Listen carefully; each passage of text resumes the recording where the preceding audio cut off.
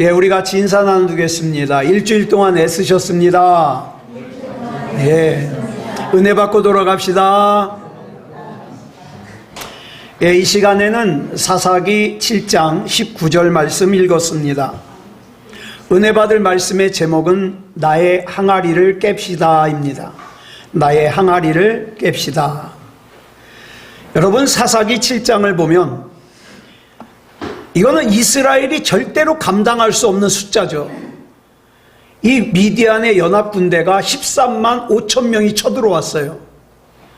근데 이들과 싸우려고 이스라엘 백성이 모였는데 몇 명이 모였냐? 3만 2천 명이 모였어요. 택도 없죠.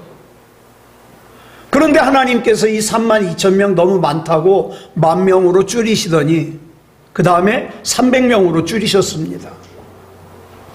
더 기가 막힌 것은 이 300명마저도 무장을 시킬 때 싸움을 하려면 칼이나 창, 방패 이런 거 가지고 나가야 되잖아요. 그런 걸로 무장을 시킨 게 아니라 말도 안 되는 항아리, 횃불, 나팔 이거 가지고 나가게 하는 거예요.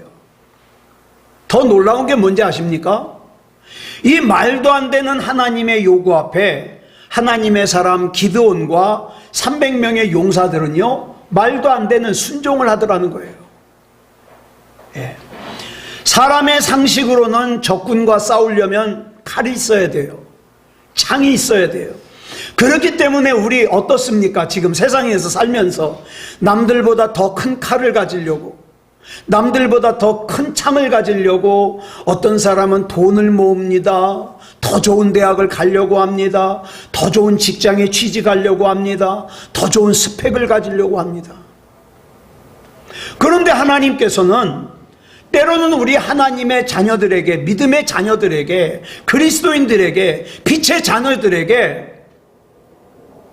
너 이 세상과 싸워서 승리하고 싶니?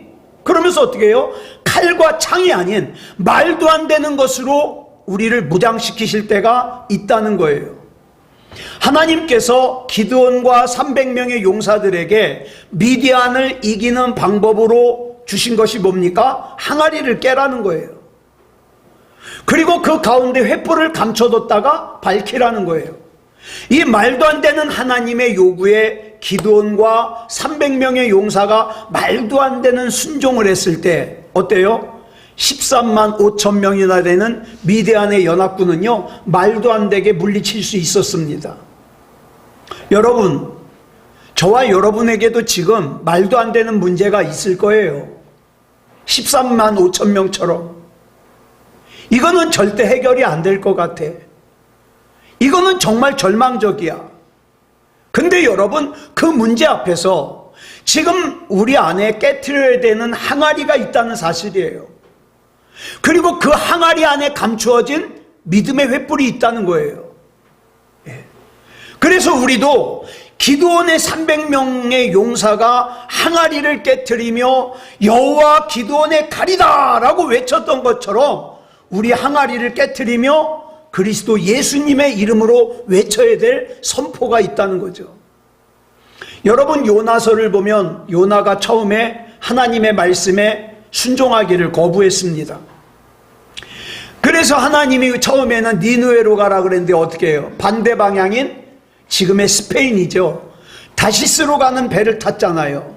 그러나 가다가 풍랑을 만나고 물고기 뱃속에 들어갔다가 나온 요나가 요나서 3장 1절로 2절을 보니까 이 요나에게 여호와의 말씀이 두 번째로 임해요. 똑같은 말씀인데 두 번째로 임해요. 결국 요나는 니느웨로 가서 하나님의 말씀을 전합니다. 그런데 안타까운 것은 요나의 마음이에요. 자, 보세요.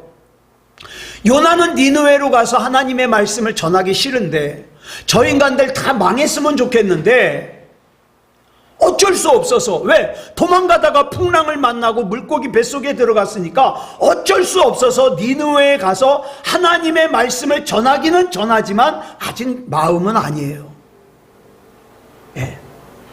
그저 엄청난 풍랑과 물고기 뱃속 때문에 어쩔 수 없어서 한 거지. 그래서 어쩔 수 없어서 니느웨에 하나님의 말씀을 전하러 오긴 했지만 요나의 마음은 아직도 하나님의 뜻을 거부하는 마음이에요. 여러분, 그런데 우리 하나님이 어떤 분이십니까? 우리의 중심을 보시고 우리의 중심을 원하시는 분이에요. 한 가난한 과부가 2 렙돈을 갖다가 헌금했는데 우리 예수님께서 어떻게 해요? 크게 보셨어요. 왜? 이 과부의 중심이 크니까. 그런데 반대로 부자가 많은 돈을 헌금을 했는데 예수님은 작게 보셨어요. 왜? 이 부자의 중심이 작으니까. 우리 주님은 중심을 보셔요. 비록 몸은 니느웨에 가서 하나님의 말씀을 전하고는 있지만 요나의 마음 중심은 아직도 하나님의 뜻을 거부하는 거예요. 여러분, 요나서를 우리가 쭉 살펴봤잖아요, 전에.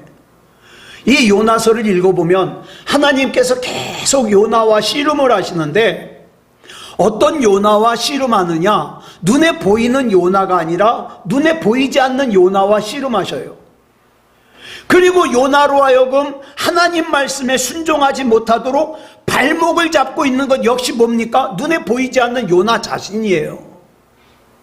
가끔 보면 눈에 보이지 않는 자기 자신에게 영적으로 발목을 잡혀서 신앙생활한 지 오래됐지만 믿음다운 믿음으로 나아가질 못하고 또 하나님의 약속된 복을 받지 못하는 삶을 사는 사람들이 있습니다. 그리고 어떤 사람을 보면 몸은 신앙생활을 해요. 몸은 신앙생활하는데 마음은 전혀 믿음이 없는 사람이 있어요. 반대로 마음으로는 하나님을 믿어요. 근데 몸으로 반응을 못하는 사람도 있어요. 둘 다 바람직하지 못해요. 요나의 경우는요, 몸은 하나님의 말씀에 순종하는데 마음은 지금 전혀 순종하지 않아요. 자, 그러면 우리 하나님은 중심을 보시는 하나님이신데 요나의 이걸 알까요, 모를까요? 아시죠? 아시면서도 요나에게 니느웨로 가서 사명을 감당하라 그래요. 왜 그럴까요? 이유가 있어요. 우린 여기서 요나를 향하신 하나님의 마음을 알아야 돼요. 하나님께서는 우리의 중심을 원하시지만 그러기 위해서 먼저 우리 몸이 하나님께서 원하시는 장소에 있기를 원하십니다. 근데 많은 사람들이 하나님께서 원하시는 장소에 몸이 먼저 있기를 원하시는 하나님의 뜻을 무시해요. 그러면서 하는 말이 뭔지 아십니까? 아예 하나님 마음만 있으면 되지 꼭 그렇게 극성스럽게 교회에 가야 됩니까? 라고 얘기를 하죠. 또 어떤 사람은 아니 마음이 없는데 교회 가서 뭐해? 이렇게 얘기를 합니다. 그러나 마음은 없어도 몸이 하나님께서 원하시는 장소에 있으면 어떻게 해요? 마음도 따라올 가능성이 있지만 마음이 없다고 몸도 하나님께서 원하시는 곳에 있지 않으면 그 마음이 올 가능성조차 없어지는 거예요. 그러므로 우리는 내 생각대로 살 것이 아니라 하나님의 말씀이 이끄시는 대로 살아야 됩니다. 우리는 이 모범적인 모습을 예수님에게서 발견할 수 있어요. 여러분, 사실 십자가는요, 인간인 우리 입장에서도 어때요? 수치스러워요. 고통스러워요. 두려워요. 그러니 사람의 몸을 입으신 예수님도 어때요? 수치스러워요. 고통스러워요. 두려워요. 자, 그런데 마태복음 26장 39절을 보면 겟세마네 동산에서 기도하시는 예수님이 나오는데 그 기도의 내용이 뭐였습니까? 시작. 내 아버지여, 만일 할만하시거든 이 잔을 내게서 지나가게 하옵소서. 그러나 나의 원대로 마시옵고 아버지의 원대로 하옵소서. 얼마나 몸부림치면서 기도했는지 예수님의 몸에 땀이 젖었는데 그 땀에 피가 배어 나왔다. 이 대단한 거죠.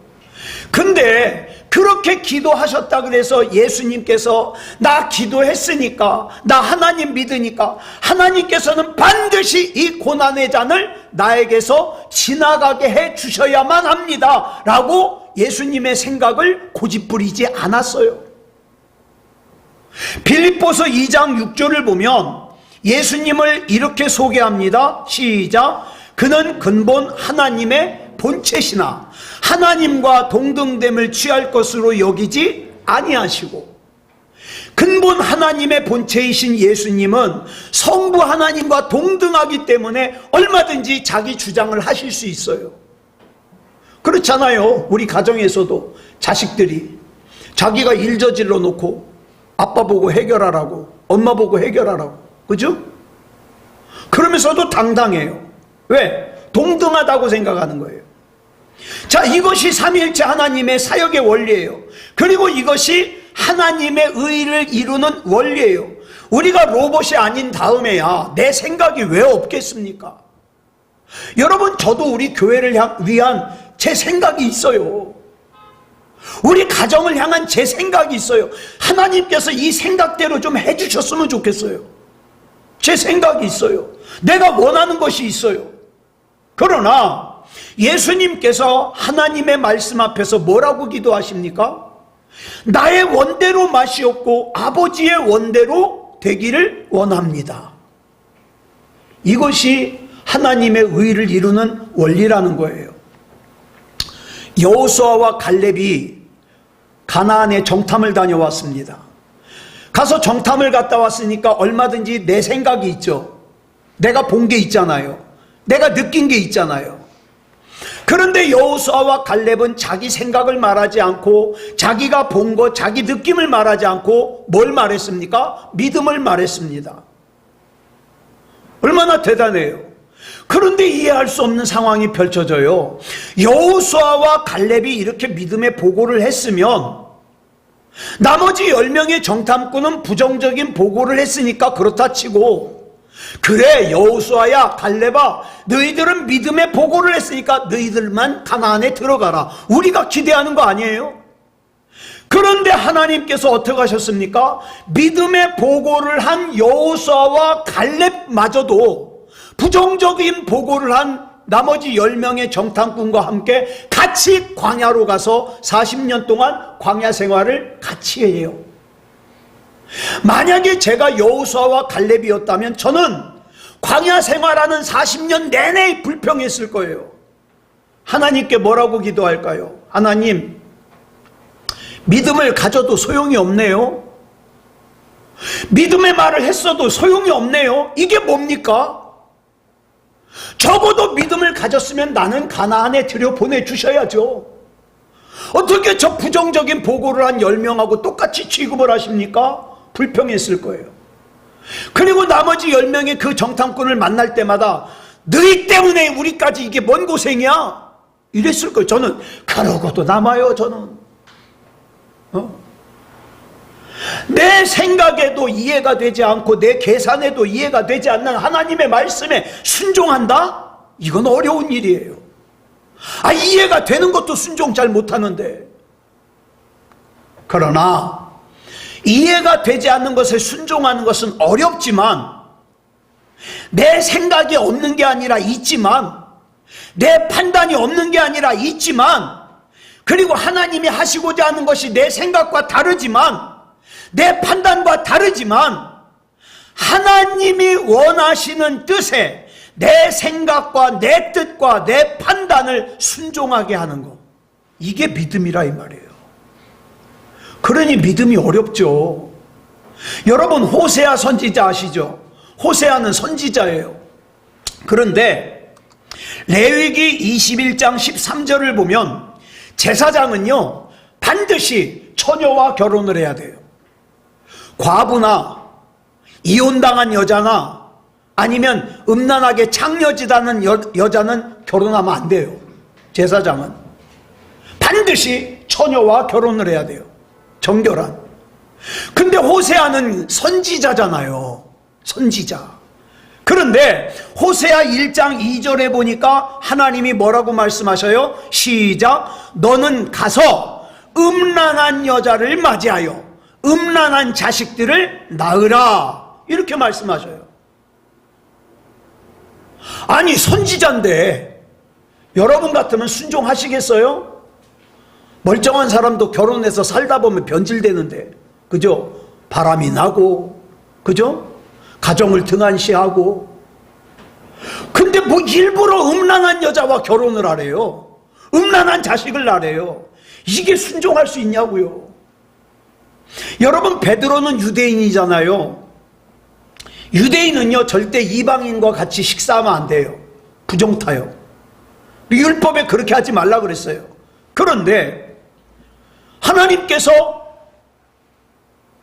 베드로에게 저 이방인인 로마 군대의 백부장 고넬료의 집에 가라는 거예요. 고민이 되죠. 거기 가면 내가 부정타는데. 그렇지만 하나님의 말씀에 순종했을 때 자기가 상상치도 못하는 놀라운 영적인 비밀을 깨달을 수 있었어요. 새롭게 하시는 하나님의 뜻을 경험할 수 있었어요.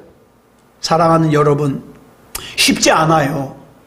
하나님의 뜻과 내 뜻이 다를 때, 하나님의 생각과 내 생각이 다를 때 내 뜻을 접고 하나님의 뜻을 따라가는 거 절대 쉽지 않아요.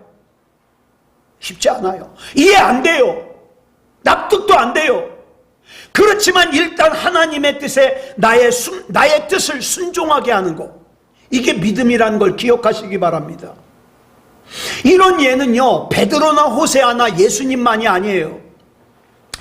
예수님께서 십자가를 지시고 골고다 언덕을 올라가실 때 예수님은 그 전에 채찍질을 많이 맞으셨기 때문에 몸이 지쳤어요. 그래서 십자가를 지고 가다가 넘어지고 가다가 넘어지고 나중에는 일어날 수가 없어요. 그랬더니 그 바로 예수님 앞에서, 넘어진 예수님 앞에서 구경하고 있는 구레네 사람 시몬을 로마 군인이 불렀어요. 그리고 예수님 십자가 대신 지고 가래요. 여러분, 이 구레네 사람 시몬은요 애시당초 자기가 십자가를 질 계획이 없었어요. 그냥 구경만 한 거예요. 원하지는 더더욱 안 했죠. 마가복음 15장 21절 보겠습니다. 시작. 마침 알렉산더와 루포의 아버지인 구레네 사람 시몬이 시골로부터 와서 지나가는데 그들이 그를 억지로 같이 가게 하여 예수의 십자가를 지우고, 억지로 졌어요. 여러분, 구레네 사람 시몬은요 예수님이 십자가 지는 거 구경하러 왔다가 얼떨결에 예수님 십자가를 대신 진 거예요. 근데 이 십자가가 너무너무 무거워가지고 십자가를 지고 가다가 이 십자가를 진 어깨가요 벗겨졌어요. 나중에 흉터가 생겼어요. 그런데 놀라운 사실은 이렇게 마음이 없는 상태에서 구레네 사람 시몬이 억지로 예수님의 십자가를 짊어졌지만 나중에 그 후에 이 구레네 사람이 시몬이 영적으로 변화돼서 나는 내가 예수님의 십자가를 대신 지는 줄 알았더니 알고 보니까 내가 짊어져야 될 십자가를 예수님이 짊어지신 거예요. 이걸 깨달았어요. 그래가지고 예수님을 구주로 영접하고 수리아 안디옥 교회 장로가 됐습니다. 그 다음에 이제 사도 바울이 변한 건 그 뒤죠. 사도 바울이가 이제는 어떻게 해요? 다메섹으로 가다가 예수님을 만난 다음에 어떻게 해서요? 집에 가 있는데 바나바가 바울을 데려왔잖아요. 그래서 수리아 안디옥 교회에서 어떻게 해요? 같이 목회를 합니다. 바나바와 같이. 자, 그런데 이 바울이 가만히 보니까 이 구레네 사람 시몬이 참 영적이에요. 그래서 이 구레네 사람 시몬을 자기 영적인 아버지로 섬겨요, 바울이. 자, 갈라디아서 6장 17절을 보니까 뭐라고 그랬습니까? 시작. 이후로는 누구든지 나를 괴롭게 하지 말라. 내가 내 몸에 예수의 흔적을 지니고 있노라. 여기 흔적이라는 말이 나오죠. 사도 바울이 이렇게 고백을 한 것은 자기 영적인 아버지인 구레네 사람 시몬이 어떻게 해요? 툭하면 자기가 어떻게 예수 믿게 됐는지 간증을 해요. 이보게 바울, 이거 좀 보게나. 어깨를 벗겨가지고 흉터를 보여줘요. 이게 뭔지 알아?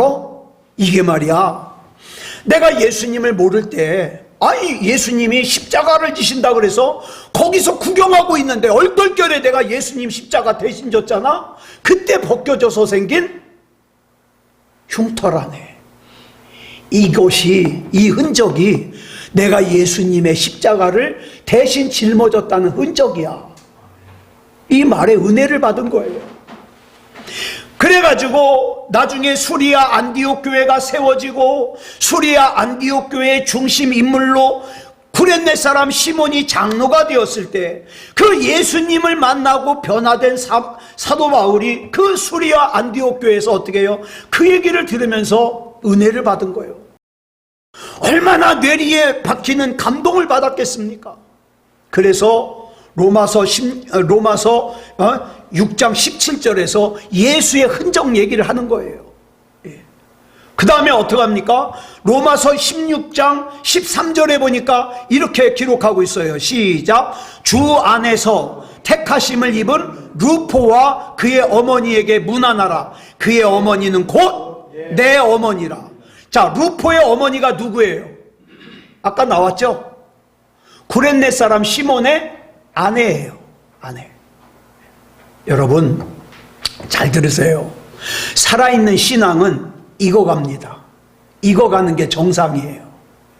곡식과 과일이 모진 바람과 뜨거운 태양과 많은 비를 맞으며 익어가듯이 우리의 신앙도요, 많은 사건과 사고 속에서 익어갑니다. 익어가요. 저는요, 우리 부모님들을 보면서 그런 생각해요. 하나님, 나도 치매 걸릴 수 있겠죠. 나도 알츠하이머가 올 수 있겠죠. 그런데 하나님, 절대로 예수 그리스도께서 나를 구원하셨다는 사실만큼은 잊지 않게 해주십시오. 제가 존경하는 어떤 교수님이요, 어느 날 쓰러졌어요. 쓰러졌어요. 그래가지고 119를 불러가지고 병원으로 옮기는데 이분이 뭐라고 쭝얼쭝얼 하는데 못 알아들어요. 그래가지고 도대체 뭔 말인지 모르겠어요. 그런데 그 중에 어떤 사람이 알아들은 거예요. 뭐라 그러냐, 이 사람이요, 영어로 시편 23편을 계속 외우고 있는 거예요. 그 혼절한 상태에서 여호와는 나의 목자시니 내게 부족함이 없으리로다. 저도 그런 소원이 있어요. 내가 만약에 내 의식을 잃고 쓰러졌을 때 내가 헛소리하는 것이 아니라, 헛된 반응하는 것이 아니라, 하나님, 여호와는 나의 목자시니 내가 부족함이 없습니다를 고백할 수 있는 그런 신앙 가지게 해주십시오. 그런 마음이 있어요. 여러분, 익으면 익을수록, 신앙이 익으면 익을수록 말도 안 되는 하나님의 요구에 말도 안 되는 순종을 해야죠. 그러므로 내 안에 있는, 내 생각에는 이라는 이 항아리, 내가 판단하기에는 이라는 이 항아리, 이걸 갖다가 깨트리고 그 속에 있던 하나님의 말씀이라는 횃불을 드러내야 되는 거예요. 내 생각에 이해가 안 돼도, 납득이 안 돼도. 그래서 여러분, 내 생각에 납득이 안 되는데, 이해가 안 되는데 하나님의 뜻에 순종하려니 얼마나 고통스러워요. 그래서 사도 바울이 로마서 7장 24절에서 이렇게 고백한 거예요. 시작. 오호라, 나는 곤고한 사람이로다. 이 사망의 몸에서 누가 나를 건져내랴. 여러분, 은혜가 떨어진 사람들은 자꾸 입에서 불평이 나와요. 그러나 영적으로 익어가는 사람은 입에서 자꾸 감사가 나와요. 은혜가 나와요. 그래서 바울은 고린도전서 15장 31절에서 내 안에 있는 항아리를 깨는 방법을 이렇게 설명하잖아요. 줄친 것만 시작. 나는 날마다 죽노라. 아멘. 여기서 말하는 나는 날마다 죽는다는 것은 날마다 내 안에 있는 항아리를 깨트린다는 거예요. 내 안에 있는 이 항아리가 깨트려지지 않으면 이 사람은 뭘 주장합니까? 내 생각을 주장해요. 내 자존심 주장해요. 그리고 하나님의 일이 아니게 만들어요. 그래서 많은 사람들이 평생 하나님 앞에 일 잘해놓고 끝 무렵에 가가지고 항아리를 깨트리지 못하는 바람에 돈 문제로 무너져요. 여자 문제로 무너져요. 다른 문제로 무너져요. 얼마나 많아요. 그래서 사도 바울은 고린도전서 9장 27절에서 이렇게 고백하는 거예요. 시작. 내가 내 몸을 쳐 복종하게 함은 내가 남에게 전파한 후에 자신이 도리어 버림을 당할까 두려워함이로다. 아멘. 여러분, 저는 여러분들이 빠짐없이 구원받을 만한 믿음이길 바랍니다. 원합니다. 그런데요, 저는요, 제 자신도 끝까지 신경 써야 돼요. 왜? 여러분들 다 천국 보내놓고 나만 못 가면 안 되잖아요. 그러니까 탐욕스러움이 나를 주장하지 못하도록, 헛된 명예가 나를 주장하지 못하도록 날마다 죽어야 돼요. 날마다. 여기서 내 몸을 쳐서 복종한다 그랬는데 내 몸을 치는 것도 뭐예요? 항아리 깨트리는 거예요. 그래서 진정한 신앙은 다른 사람을 이기는 게 아니에요. 자기를 이기는 거예요. 자기를 이기는 것이 제일 어려워요. 다른 누구보다 잘하려고 하는 것이 아니라 나의 어제보다 조금 달라야죠. 오늘은. 그리고 오늘보다 내일은 조금 더 달라야죠. 예? 그게 믿음으로 잘 사는 거예요. 누가복음 15장에 보면 여러분 잘 아시는 탕자의 비유가 나오잖아요. 여기서 둘째 아들 탕자는 한꺼번에 아버지를 뭐가 떠났어요? 몸도 떠났지만 뭐도 떠났어요? 마음도 떠났어요. 근데 아버지에게 돌아올 때 모두 다 어떻게 돌아왔어요? 몸도 돌아오고 마음도 돌아왔어요.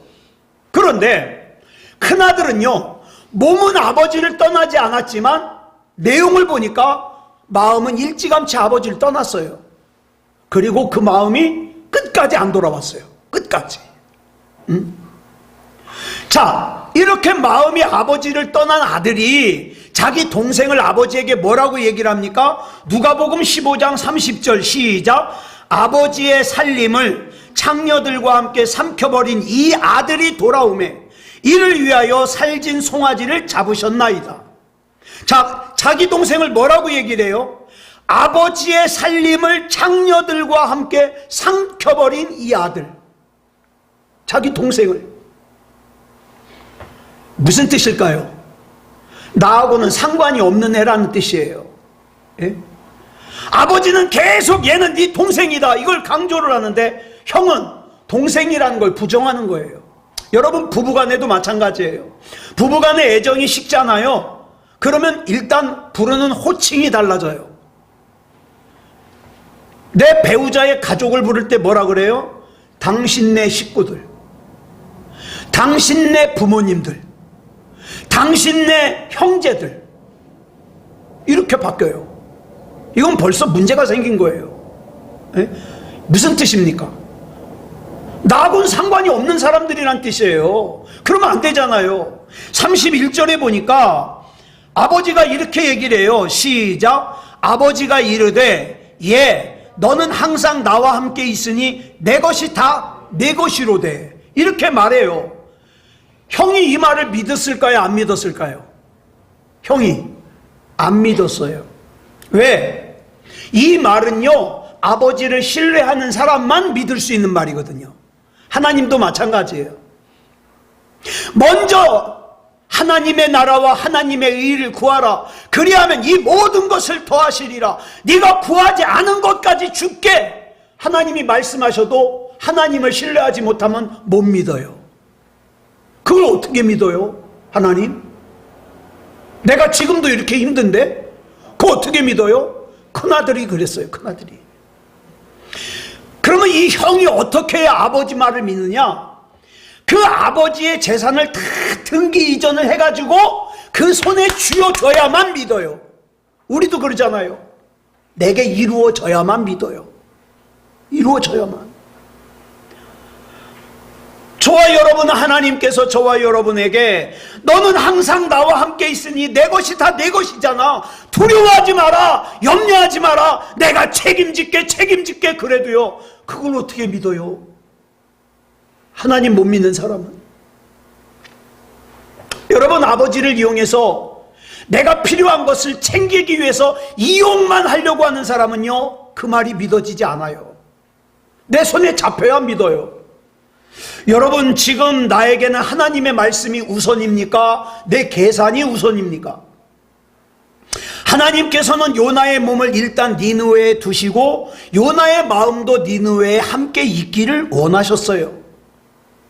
요나의 마음이 하나님께서 원하시는 곳에 함께 있으려면 먼저 누굴 이겨야 돼요?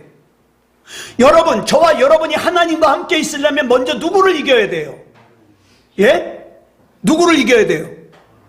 따라하겠습니다. 나를 먼저 이겨야 된다. 예. 하나님께서 가브리엘 천사를 보내가지고 마리아에게 성령으로 잉태할 것을 말씀하셨어요. 마리아의 마음이 어땠을까요? 좋았을까요? 심란했을까요? 그거 생각해 보셨어요? 마리아야, 너 아기 가질 거야. 성령으로 잉태할 거야. 심란할까요? 좋을까요? 심란하죠. 처녀인데, 시집도 안 간 처녀인데 굉장히 놀랬을 거예요. 그런데 누가복음 1장 38절에 보니까 뭐라 그럽니까? 시작. 마리아가 이르되 주의 여종이오니 말씀대로 내게 이루어지이다 하매 천사가 떠나가니라. 어쩌면 이 일로 요셉과 정혼한 것이 파혼될 수 있어요. 그죠? 임신했으니까. 어쩌면 성 밖에 끌려나가서 돌에 맞아 죽을 수도 있어요. 어쩌면 집안에서 쫓겨날 수 있어요. 어쩌면 이 일 때문에 마리아의 인생이 끝날 때까지 고통스러울 수도 있어요. 왜? 미혼모잖아요. 이 미혼모는 지금보다 이 당시가 훨씬 힘들어요. 그럴지라도 나는 주님의 여종이오니 주님의 말씀대로 내게 이루어지기를 순종한다는 뜻이에요. 이게 쉽냐고요. 하나님의 말씀대로 산다는 것이 꼭 주변 사람들에게 박수받고 야, 저 사람은 참 믿음이 대단해 칭찬 듣는 것만 있는 게 아니에요. 때로는 나도 이해가 안 되고 납득이 안 됐는데 다른 사람들이 그걸 어떻게 알겠어요. 그렇기 때문에 때로는 내가 믿음다운 믿음으로 살다 억울한 얘기를 들을 수도 있어요. 억울한 일을 당할 때도 있어요. 그러나 우리가 여기서 기억해야 될 것은 요나가 억지로 순종을 했지만 그래도 니느웨의 기적이 일어났다. 니느웨의 왕으로부터 가축에 이르기까지 다 어떻게 해요? 금식을 선포하고 제 위에 앉아서 회개의 역사가 일어났어요. 지금 이 시간에 저와 여러분도 마찬가지예요. 주일이네 습관적으로 나오기 싫은데 억지로 나왔던 하나님의 은혜를 굉장히 사모해서 나왔던 어쨌든 간에 하나님의 은혜와 능력을 구하기 위해서 이 자리에 나와 계시잖아요. 그러면 저와 여러분의 삶에도 반드시 하나님이 뜻하시는 기적과 능력은 나타날 겁니다. 내가 원하는 방법이든 아니든. 그런데 이 과정에서 우리가 반드시 알아야 될 것이 하나 있어요. 출애굽기 17장을 보면 모세가 산 위에서 손을 들고 기도를 하고 있고 산 아래서는 여호수아가 아말렉과 싸우고 있어요. 자, 그러면 질문 하나 할게요. 전에도 했던 질문인데 이 싸움에서 이스라엘이 지면 여호수아가 싸움을 못해서 진 거예요? 모세가 기도 안 해서 진 거예요? 예?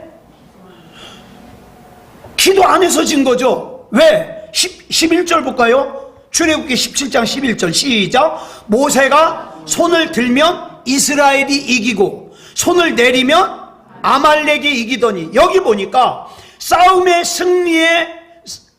승리와 패배를 결정하는 것이 여호수아가 막 붕붕 날아다니면서 막 칼싸움을 잘하고 여기에 달려있는 게 아니에요. 어디에 달려있어요? 모세의 손이 올라갔냐 내려왔냐에 달려있어요. 자, 그러면 질문.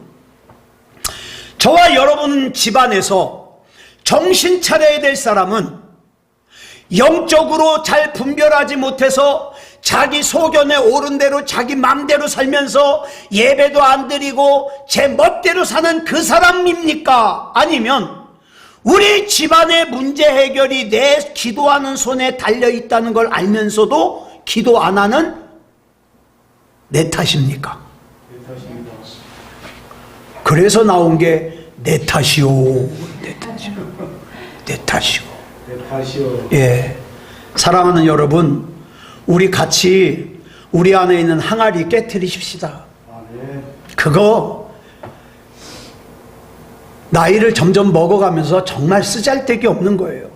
내 육체가 원하는 소욕을 깨트리고, 내 고집을 깨트리고, 내 욕심을 깨트리고, 내 원망과 불평을 깨트리고, 내 불신앙과 불순종을 깨트리시라고요. 그리고 그 항아리 속에 담겨있는, 항아리가 가리고 있었던 의로운 신앙의 횃불, 경건한 신앙의 횃불, 믿음의 횃불, 사랑의 횃불, 인내의 횃불, 온유의 횃불을 높이 들고 나사렛 예수 그리스도 이름으로 명하노니 악한 영은 떠나갈지어다 선포하자고요. 그러면 저와 여러분 승리하는 인생 살 수 있습니다. 기도하겠습니다. 사랑의 아버지 하나님, 감사합니다. 오늘 이 시간 우리 하나님의 은혜 가운데 사사기 7장에 나오는 기드온의 300용사 살펴봤습니다. 정말 때로는 우리 앞에 있는 어떤 문제는 전혀 해결될 가능성이 안 보이는 것이 있습니다. 그러나 하나님께 맡기고 나아갑니다. 난 내게 능력 없는 거 알고 있습니다. 난 내가 너무나도 연약하다는 거 알고 있습니다. 그러나 나를 온전히 하나님께 맡겼으니 하나님께서 책임져 주시옵소서. 알량한 내 자신의 항아리로 하나님의 은혜를 가리지 말게 해주시옵소서. 하나님의 능력을 가리지 말게 해주시옵소서. 하나님 역사하실 걸 믿습니다. 하나님 아니면 안 됩니다. 하나님 붙잡아 주셔서 우리의 몸도, 우리 마음도, 우리 정신도, 우리 영혼도 하나님 안에서 건강하게 해 주시옵소서. 우리 삶이 간증으로 넘치게 해 주시옵소서. 우리 하나님 붙잡아 주실 줄 믿사오며 그리스도 예수님의 이름으로 감사하며 기도드렸사옵나이다. 아멘.